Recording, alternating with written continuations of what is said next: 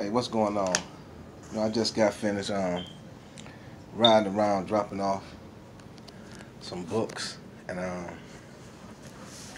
it had me reminiscing on some things. When I used to ride around back in the day, you know, in the drug trade, moving drugs, and selling drugs, and just like with these books, man, it started off. Yeah, I remember sitting in a house, dope house, and not selling anything. A whole day go by, open up a spot, and didn't get one customer. And we sat there, and this happened day and a day and a days and a day and then a day and then a day, and it took within a week maybe 3 people it came, and this was busting out a new house.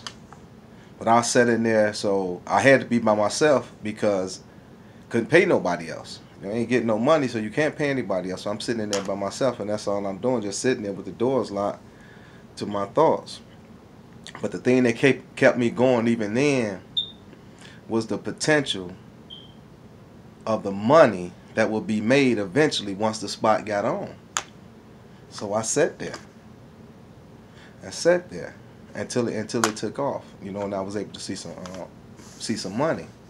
Another time I remember, we bust out this hotel in downtown Detroit, actually right where Little Caesars Arena sit. So we were young, and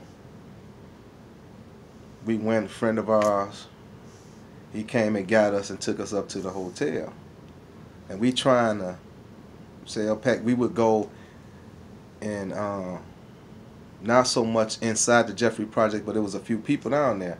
Then we would go on Brush and Erskine, and we was passing out samples, telling people, because we thought we had a strong product. So we was passing out samples. These young guys, So it wasn't about trying to make no millions of dollars. It was trying to get some money. So we passed out samples and all that. But we stayed at the hotel for a whole week before we seen any type of money. But we stuck with it. And we would get out of school and we would go up there and we would do these things, but we wasn't really in the drug trade. We was sneaking doing this, because we needed some money for school. And we were sneaking because if the older guys really didn't know none of this about us, because we was the schoolboy or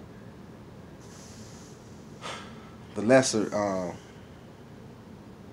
the less criminalized people in the projects. I'll say it like that, especially myself. And they laugh at me now, especially my big brother Puma and Ralph.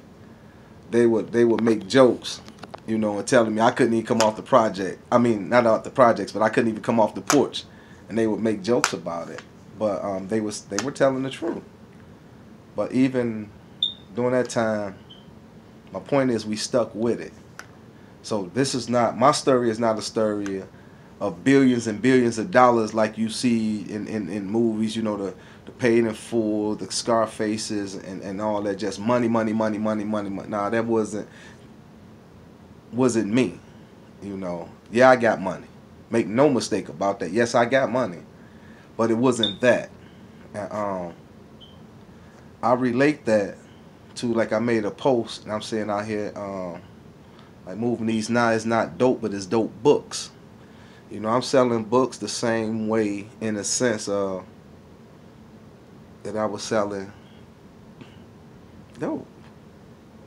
Okay, and this, man, just going full circle, man, it's amazing to do it. It's amazing. It feels so good to actually tell people this $30 and they actually pay the $30 for the book. And I charge that because I know the information it is worth it. It's worth it. And I know that they support me, but it's more important that people read it and they get it. And man, I feel so good about that, man. That's such a blessing when I come in, even when I don't have money, just to know that I'm putting time and effort into my vision. And it feels so good, man. I wouldn't lie to you, it really does. I mean, it feels so good. And then to have people believe in it and share it and say, yeah, man, that's good.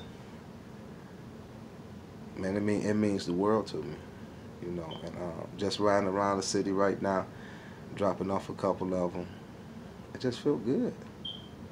And every time I do it, it feels good. So I'm gonna keep the journey going on. It just was those were some of the thoughts on my, you know. I write about it. I can write about it much easier than talk about it. You know, I might write a whole chapter or a whole book just on this experience that I'm talking about. Because my mind goes better and does better in writing.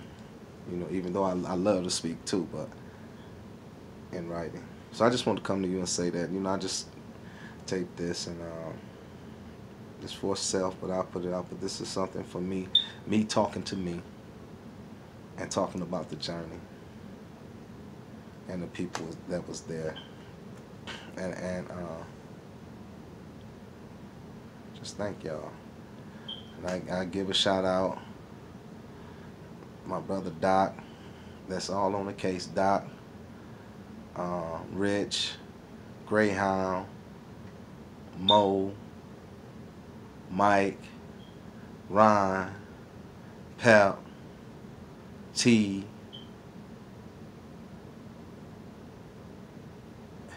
and the two deceased Kenny Ken. Rest in peace, bro. Rest well, my brother, and my cousin. Love you, man. And Big Galen. Rest well, brother. Love you, and Selena. And I think I said them all. I always get caught up on that. Did I miss anybody? Did I miss anybody? But I think I said them all. But I love them brothers, man, and they acts of strength. Love y'all, man. Thank y'all. Without y'all, there'd be no me. Love y'all. Peace and love.